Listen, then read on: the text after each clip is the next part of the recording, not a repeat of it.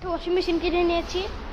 এই যে এটা হচ্ছে সিঙ্গার ওখানে কোন দিকে ওয়াশিং মেশিন তার লাগে কিন্তু ওই সাইডটায় ওয়াশিং মেশিন এখন ছেড়ে দেখাও তো একটু ভিডিওটাকে শব্দটা করে কি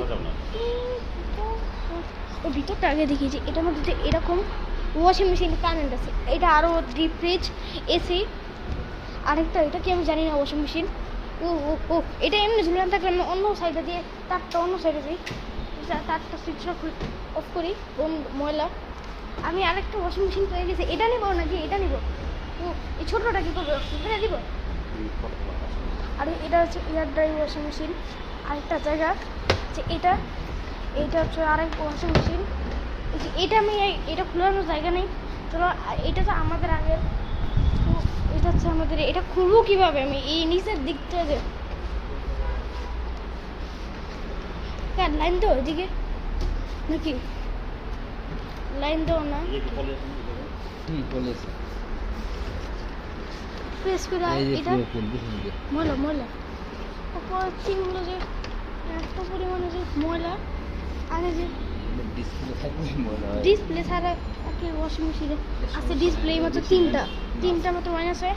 আমি আরও ওয়াশিং মেশিন দেখে ওই সাইডটা ডিপ ফ্রিজের তো অন্য দেশের আনছে।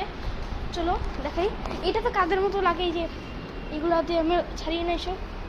ফ্রিজ এটা এসি ডিপ ফ্রিজ, তো ডিপ ফ্রিজটা না এদিকে এমন করে খুলান যায়। ও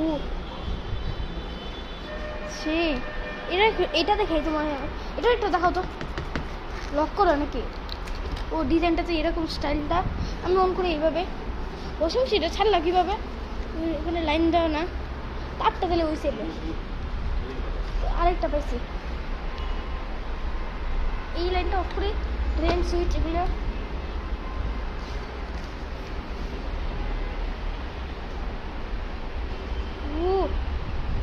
সেই লাইন দেওয়া কি চেষ্টা করি তারটা এদিকে